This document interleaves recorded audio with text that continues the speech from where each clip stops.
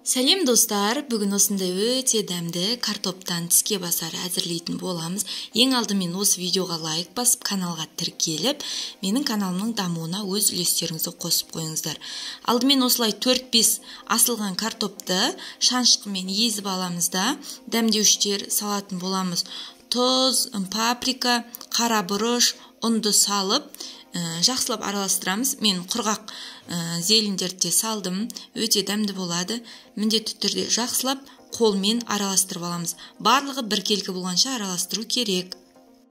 Достар, келесідегі менің рецепттерімді жіберіп алмас үшін осы каналға тіркеліп қойыңыздар. Мінекей жақсылап илеп алғаннан кейін, міне осындай 3 бұрыш, немесе өздеріңіздің қалауларыңызға қарай дөңгелек 4 бұрыш етіп те жасасаңыздар болады.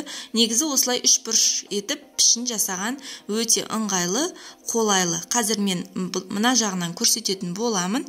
Мінекей 3-4 картоптан осындай бірнеше тіске басар тез дайын болады. Картопты бір күн бұрын асып қойсаңыздар да болады. Өздеріңіздің қалауларыңызға қарай жасап аласыздар. Мінекей қараңыздаршы, осындай 3 бұрыш болды. Қазір енді бір жұмыртқаны араластырып аламыз. Өйткені бізге қазір қуыруға керек. Бір жұмыртқаны осылай шаншқымен араластырып алып, әрі қарай жаңағы картопымызды кесіп, осы жұмыртқаға аунатып, одан кейін панировочный сухари керек болады бізге. Достар, рецепт ұнаса, өз құрбыларыңызбен бөлісіп қойыңыздар. Мінекей видеодағыдай етіп, осылайнан бөліп аламыз. Түсінікті деп ойлаймын. Мінекей осылай.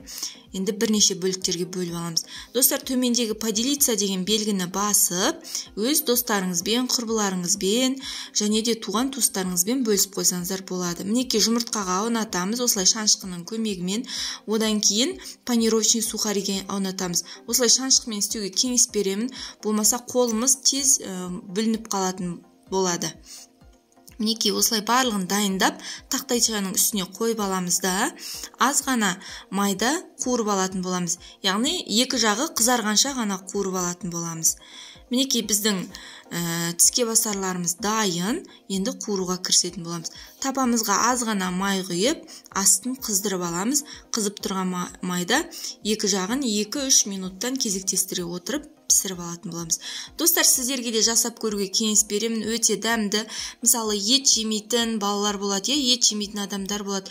Сол кезде осыны сіздер бургердің арасына салып, котлет ретінде де жасап берсеңіздер болады. Өте дәмді, жасалу өте оңай.